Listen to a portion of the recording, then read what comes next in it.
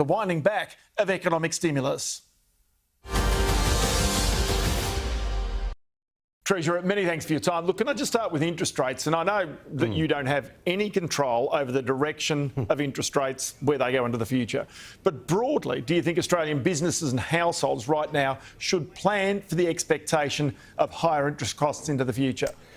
Well, as you know, the market is pricing in interest rates to rise over time, but the Governor's been pretty matter-of-fact in his public commentary about what he needs to see before interest rates will rise, namely continued wage growth, as well as seeing inflation sustainably within that target band of 2 to 3%.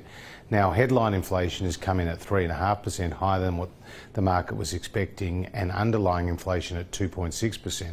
This is the first time that it's within the band in nearly 7 years. So it's quite a significant change that we're seeing in the monetary policy settings, and obviously that will be factored into the board's decisions in upcoming meetings. Yeah, OK, but given the fact that you've got central banks, the US, the UK, Korea, Singapore, all of those are raising rates or saying they will raise rates. So should Australians at least know these conditions are out there to make their preparations? Because ultimately, if our Reserve Bank is saying it's 2 years away before rates rise, a whole bunch of people or businesses could go out there and buy houses or assets that might have a poor outcome for them. Well, Ross, it's not for me to be giving households individual financial advice, other than to say, you know, they've always got to take into account their own situation, but also what's happening in the broader market. And as you know, there are new settings that ensure that there's a serviceability buffer that's been increased from 2.5% to 3%, which takes into account the possibility that, you know, rates could rise and families would obviously need to meet those mortgage payments under the new settings. All of that has been factored in to the thinking of our prudential regulators, as it should be, and households should obviously take that into account too as they make any decisions about their own financial investments. Well, you're the Treasurer. You've also got to create budgets. There's one coming up right now. Does it trouble you that inflation forecasts and employment forecasts here seem to be so horrendously wrong on an ongoing basis? We rarely get them correct. So does that trouble you when you're trying to set out the future budgets? Well, I think it underlines the fact that there's a lot of uncertainty out there with the global economy. We're in the middle of a pandemic, a once-in-a-century pandemic. The economy's faced its biggest economic shock since the Great Depression.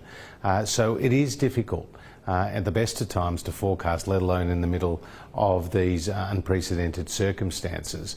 With respect to unemployment, we've been very much surprised on the upside as to what has happened in our labour market. The unemployment rate has come down to a 13-year low of 4.2%. It has come down faster than what market economists, the RBA, Treasury, had been forecasting.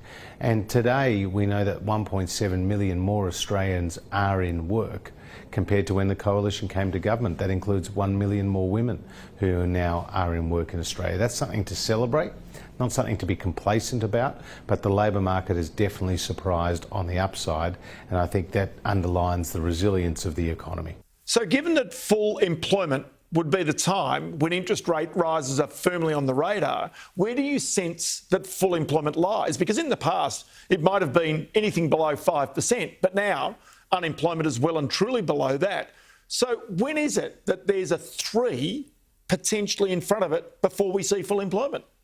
Well, I think it's possible that we could head into those numbers. At 4.2%, it has come down significantly, bearing in mind that when Labor left office, unemployment was 5.7%, underemployment was higher than it is today, youth unemployment was also higher than it is today. So the labour market has been very, very strong, and we've obviously underpinned that with programs like JobKeeper, which saved 700,000 jobs and provided a security blanket for the economy.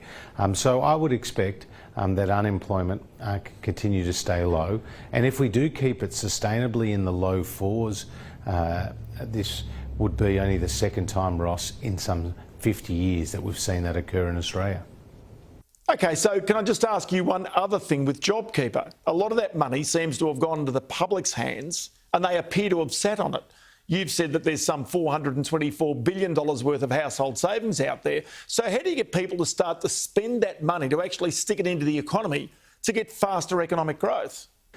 Well, the answer to that is the easing of health restrictions. As more people get about the country, they'll spend more money, whether it's on a holiday or at a cafe or a restaurant. We're seeing a strong pipeline of investment in housing among businesses in terms of, new machinery and equipment, for example.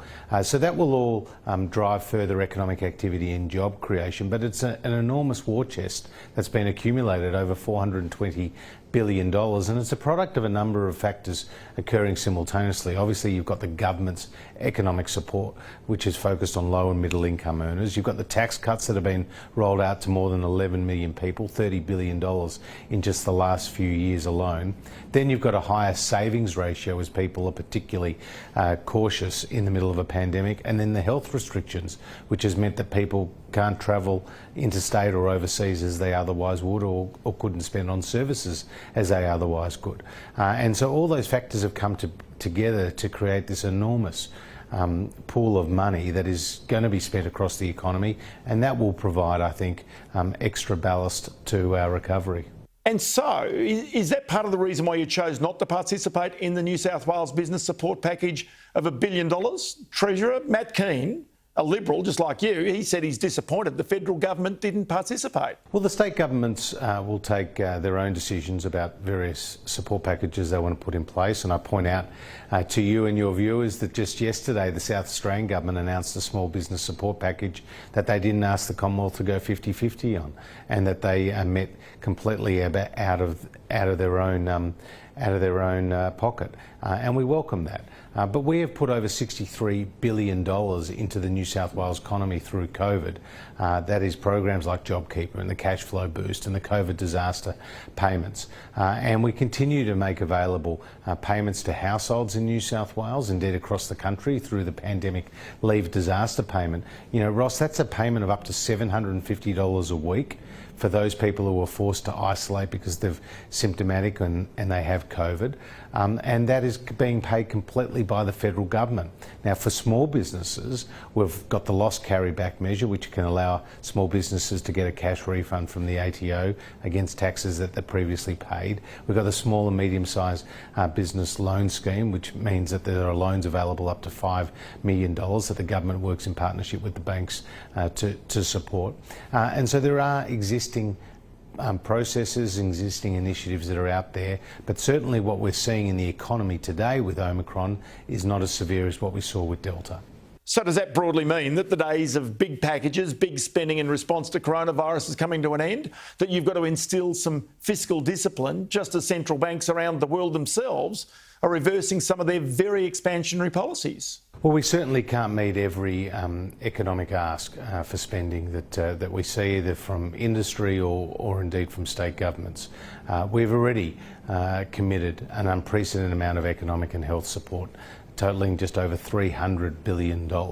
And that really has supported the recovery to the point where we have now the strongest economic recovery of any advanced economy in the world. And it's particularly pleasing that Australia has avoided the experience of the 80s and the 90s recessions, where unemployment stayed elevated for a very long period of time. Well, this time we've now got an unemployment rate which is lower than what we had going into the pandemic, and more people are in work than going into the pandemic. So this is all a result of us having a very calibrated, a very measured approach, where our economic support was temporary and it was targeted. We have tried to bring to an end that emergency economic support payments at the first opportunity when it's appropriate to do so. So we ended JobKeeper. The Labor Party criticised us. They wanted to spend more. We ended the COVID disaster payments. The Labor Party criticised us and they wanted to spend more. They announced a $6 billion payment, a cash splash to people to get the jab even though they had the jab. We said no. Labor Party criticised us. Now we've said no to various state government support programs. The Labor Party criticised us. So they'll always spend more, and that's why they'll always tax more. We understand we're moving to a different phase now, Ross, of the pandemic, and that requires us to normalise the economic settings. Treasurer Josh Frydenberg, always good to chat. Many thanks for your time. Great to be with you too. Well, from the